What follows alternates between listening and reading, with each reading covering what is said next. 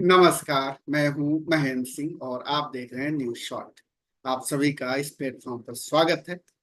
आप देख रहे होंगे लगातार बांग्लादेश पर चर्चा हो रही है।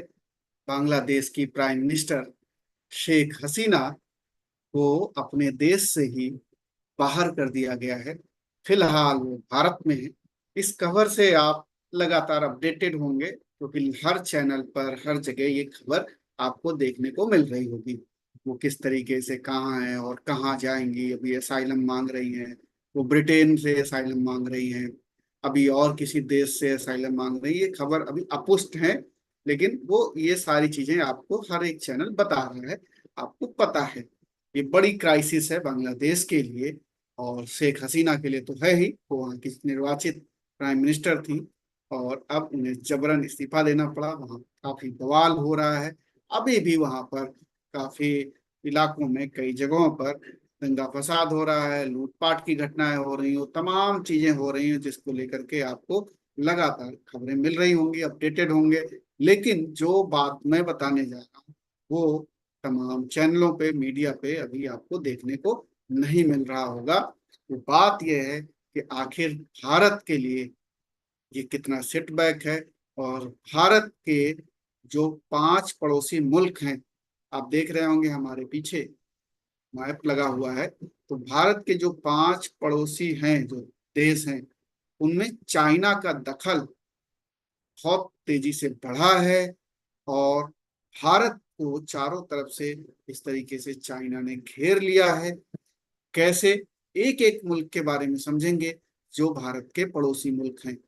चाइना जिस तरीके से अपनी विस्तारवादी नीतियों को आगे बढ़ाता है, पैसे के दम पर जिस तरीके से वहां की सरकारों को खरीदता है, वहां के नेताओं को खरीदता है, वहां अपने बिजनेस इंटरेस्ट के बहाने घुसता है, वहां पर डेवलपमेंट के बहाने घुसता है, और फिर वहां पर वो ऐसी गतिविधियां करता है, या यूं कहिए कि वो वहां पर हमारे तो ही जहाज वहां लगा करके हमारी जो है गुप्तचरी करता है। हमारे लिए खतरा है, सुरक्षा के लिए, देश की इंटीग्रिटी के लिए खतरा है, क्योंकि वो चारों तरफ से अपना प्रभाव बढ़ाना चाह रहा है। भारत के चारों तरफ जो देश हैं वहां पर वो अपने ठिकाने बनाता है। वहां पर अपनी सैनिक टुकड़ियां, अपने गुप्तचर, अपने टोही विमान, अपने रडार, अपनी तमाम चीजें वो वहां पर करता है। तो इसलिए हमारे लिए, भारत की सुरक्षा के लिए बहुत ही ये खतरनाक स्थिति पैदा हो जाती है।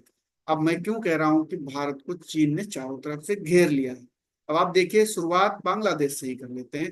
बांग्लादेश में अभी जो सरकार थी, शेख हसीना की सरकार, इस सरकार को माना जाता था कि ये भारत और चाइना के बीच पे बैलेंस करके चल रही और प्रो इंडिया है। एकमात्र ये सरकार अभी इधर मौजूदा दौर में बची थी, क्योंकि नेपाल पहले ही हाथ से निकल गया था। तो अब ये सरकार भी हाथ से निकल गई, गिरा दी गई वहां पर। शेख हसीना के संबंध भारत के साथ, इनके पिता के संबंध भारत के साथ बहुत अच्छे रहे हैं, क्योंकि जो मुक्ति वाहिनी, जो बांग्लादेश की आजादी में जो लड़ाई हुई थी, भारत ने बहुत सपोर्ट किया था। और एक तरीके से कहा जाए कि भारत के सपोर्ट की वजह से ही बांग्लादेश आजाद हुआ था पाकिस्तान से। बांग्लादेश जो है वो बंगाल का एक पार्ट है। जब बंटवारा हुआ था तो ईस्ट बंगाल को पाकिस्तान को दे दिया गया था, और वेस्ट बंगाल इंडिया के पास था, और है भी अभी। जिसको वेस्ट बंगाल बोलते हैं वो वेस्ट में नहीं है, वो है ईस्ट में ही। लेकिन बंगाल का जब बंटवारा हुआ तो उसका ईस्ट पार्ट पाकिस्तान को दे दिया गया और वेस्ट पार्ट भारत के पास रहा।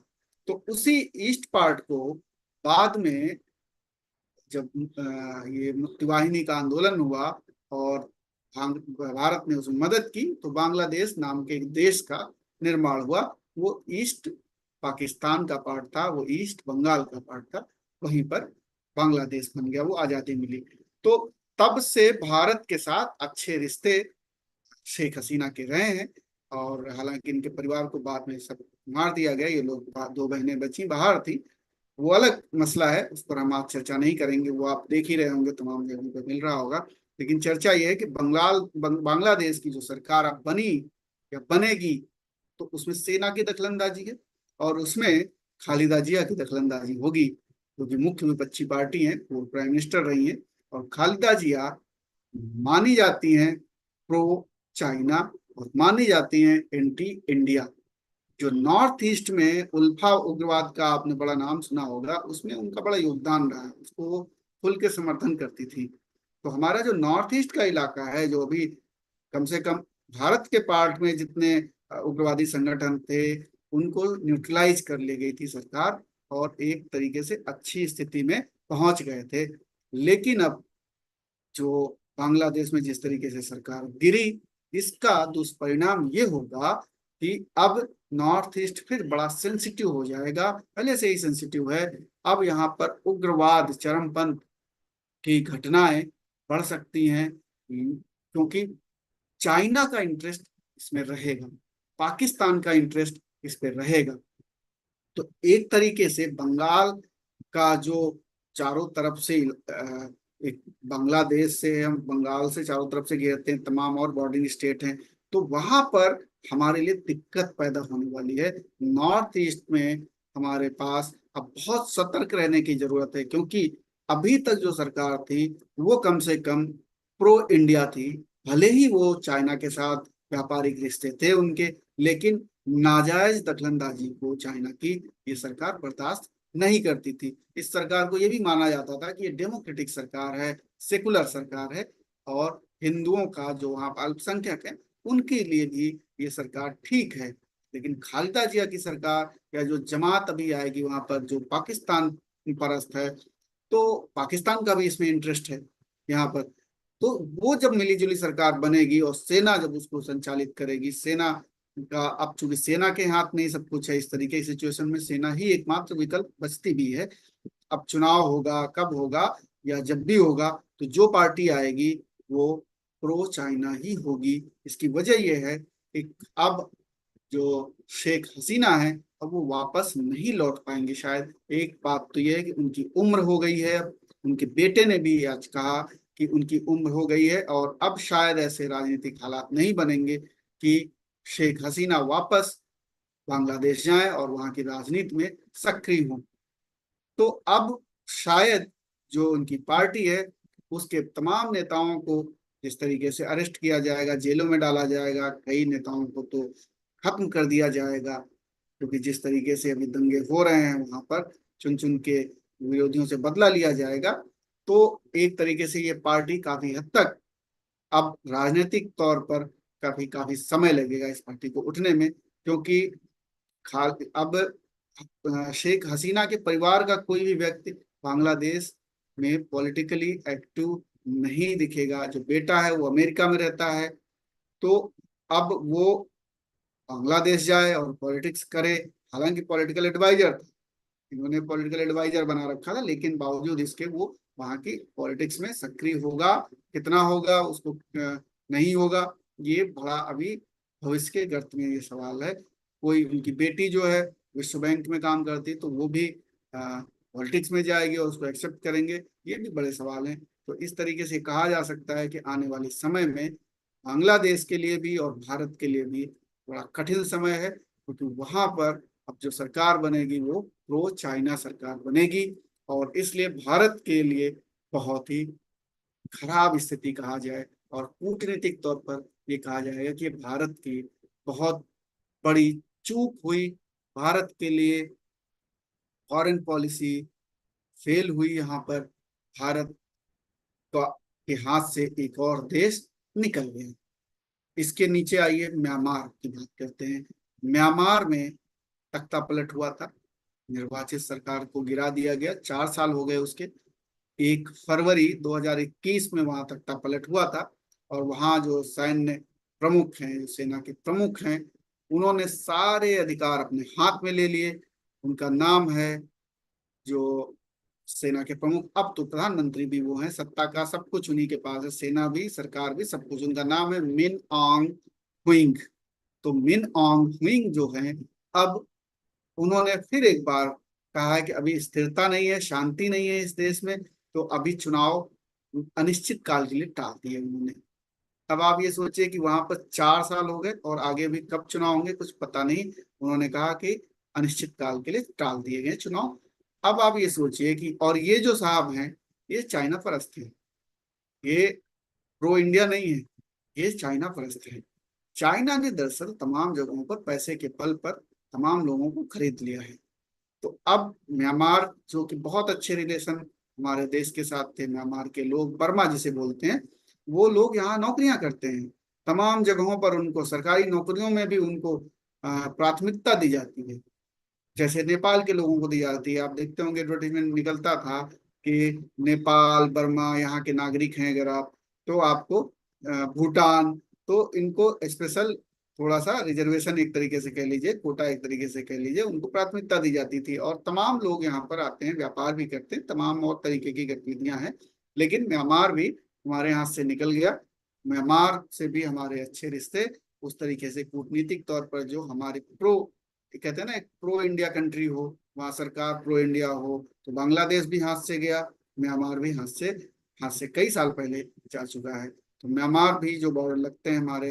अब म्यांमार से रोहिंग्या का जो मामला आप सुनते होंगे लगातार, कि रोहिंग्या का मामला है, नोएडा में, गाजियाबाद में देखोगे, यहाँ पर भी उन्होंने अपने डाल रखे हैं तमाम चीजें। वो शरणार्थी बन के आते हैं, उनमें कुछ ऐसे कहा जाता है, एजेंसियां कहती हैं कि कुछ ऐसे आतंकवादी भी आ सकते हैं, कुछ ऐसे आईएसआई के एजेंट भी आ सकते हैं उस रूट से। तमाम ऐसे, तो हमारी इंटरनल सिक्योरिटी के लिए भी एक दिक्कत है। जो प्रताड़ित हैं वहां पर वो आ रहे हैं, लेकिन उसके साथ में बहुत सारे ऐसे तत्व भी आ जाते हैं जो सुरक्षा के लिए भारत की खतरनाक हो सकते हैं। तो ये मामला रोहिंग्या का और बढ़ेगा, और लगातार, क्योंकि ये शरणार्थियों की बड़ी दिक्कत है वहां पे, नॉर्थ ईस्ट के पूरे स्टेट्स में वहां पर शरणार्थी आ जाते हैं, और इसकी वजह से वहां की डेमोग्राफी भी चेंज होती है, और थ्रेट भी एक बढ़ जाती है इस देश के लिए। म्यांमार हो गया, बांग्लादेश हो गया। अब उसके नीचे आइए श्रीलंका। श्रीलंका में जिस तरीके से अस्थिरता का माहौल है, वहां पर विक्रम सिंघे सरकार है वहां पर, उसको भी चीन परस्त माना जाता है। चाइना में, चाइना ने श्रीलंका में बहुत पैसा लगाया, उसके बाद चाइना डूब गया, एक तरीके से इकोनॉमी डूब गई वहां पर, बहुत बुरा हाल हुआ वहां पर। भारत ने मदद की थी, हर समय भारत ने मदद की, इन तमाम मुल्कों की भारत मदद करता रहा जब संकट में आते हैं। बावजूद इसके ये सरकारें चाइना के परस्त हो जाती हैं। अब यहाँ पर भारत की कूटनीति में क्या बदलाव करने की जरूरत है, कहाँ पर फेल हो जाते हैं हम लोग, कि जिन मुल्कों की हम मदद करते हैं वो मुल्क हमारे साथ नहीं रहते हैं, लॉन्ग टर्म के लिए हमारे साथ नहीं रहते हैं।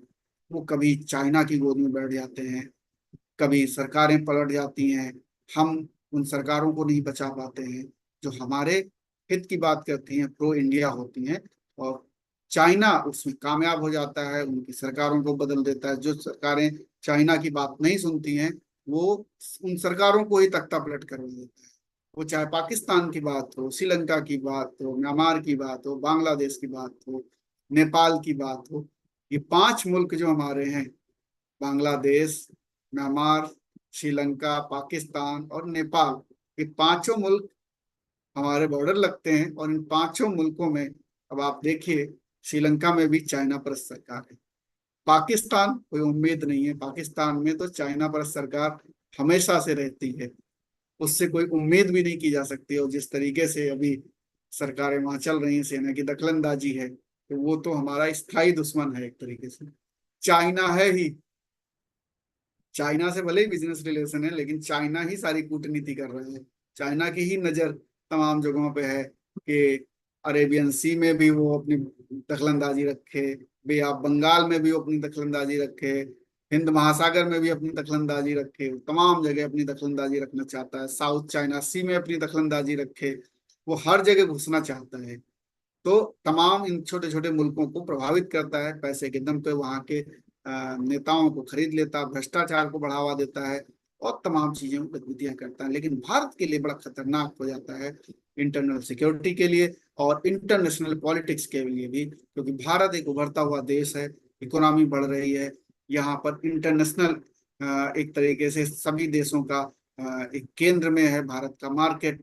और यहाँ पर भारत की अगर इंटरनल सिक्योरिटी ठीक नहीं रहेगी, भारत में अगर अस्थिरता पैदा करने वाले ये कारक चारों तरफ रहेंगे, जो भारत में छोटी छोटी नॉर्थ ईस्ट में कहीं कुछ प्रभाव डाल रहे हैं, कहीं पश्चिम में कुछ प्रभाव डाल रहे हैं। तो इस तरीके से एक इकोनॉमी का माहौल भी खराब होता है, शांति भी भंग होती है।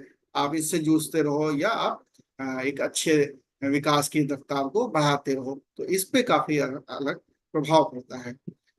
तो अब आप देखिए नेपाल में भी जैसे सरकार बदली, ओली सरकार आई। अब आप ओली साहब बिल्कुल खुलेआम चाइना की गोद में बैठते हैं, चाइना प्रो हैं। तो वहां पर भी सरकार का जिस तरीके से कम्युनिस्ट पार्टियों के हाथ में सत्ता गई, वहां पर भी हम वो सरकार नहीं बचा पाए, अपने प्रो इंडिया सरकार नहीं कर पाए। कूटनीतिक तौर पर हमारे, ये भी हमारा एक कहा जाएगा कि चूक है, हमारी खामी है कि हम इन सारे देशों में, चाहे नेपाल हो, भूटान छोड़ दिया जाएगा तो भूटान हमारे साथ है। भूटान में अ, हम बहुत कुछ उसकी मदद करते हैं, वहाँ के लोग हमारे यहाँ आते हैं, नौकरी करते हैं, तमाम चीजें इंडिया करता है भूटान में। तो भूटान बचा हुआ, बाकी ये सारे देश, इन पांच पड़ोसी देशों में चीन ने जिस तरीके से दखलंदाजी की हुई है, ये भारत के लिए बहुत ही खराब स्थिति है, भारत की कूटनीति के लिए खराब स्थिति है।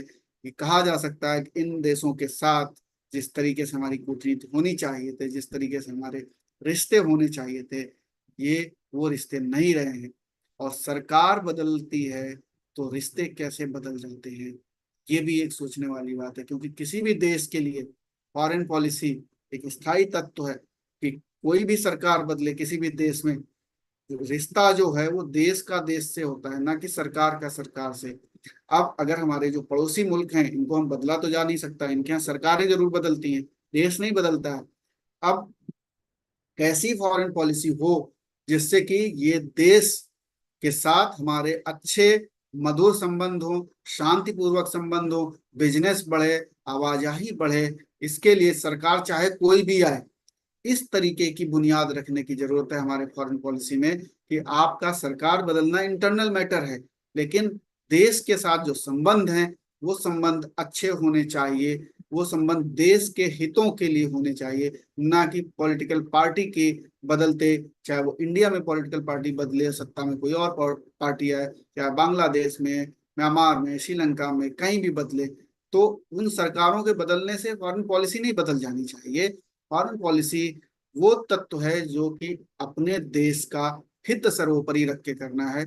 अगर हमारे पड़ोसी मुल्कों में इस तरीके की अस्थिरता रहेगी, इस तरीके की सरकारें जो चाइना के हित के लिए बात करेंगे, अपनी जमीन का इस्तेमाल चाइना को करने देंगे, अपने तमाम संसाधनों का इस्तेमाल करने देंगे, और चाइना वहां पर हमारे इंटरनल मैटर्स पर, इंटरनल मैटर इस तरीके से, अब आप नॉर्थ ईस्ट में समझिए कि उग्रवाद की समस्या बढ़ जाए, पाकिस्तान को उस तरीके से वो देता ही है, तमाम हथियार देता है, तमाम ट्रेनिंग देता है, बहुत सारी चीजें ऐसे करता है जिससे कि कश्मीर में आतंकवाद बढ़ रहा है, नॉर्थ ईस्ट में आतंकवाद बढ़ने लगे। तो ये चारों तरफ से घेरने वाली बात हो गई। तो चाइना के प्रभाव को हमें कम करने की जरूरत है। हमारे ऐसे तरीके होने चाहिए कूटनीति में जिससे कि ये देश हमारे साथ ही रहें, किसी भी हाल में हमारे साथ रहें, चाइना की एंट्री ना हो इस तरीके से यहाँ पर, जिस तरीके से अभी सब चारों तरफ चाइना की एंट्री बनी हुई है। ये समस्या निश्चित तौर पर भारत के लिए कूटनीतिक समस्या है, और ये बहुत ही गंभीर समस्या है।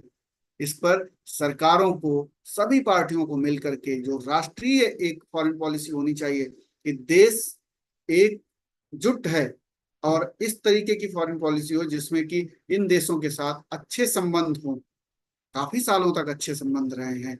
और अब अगर चारों तरफ से हमारे जितने मुल्क हैं वो सब चाइना की गोद में बैठ जाएंगे तो हमारे लिए बहुत, इस देश के लिए बहुत खतरनाक स्थिति है वो।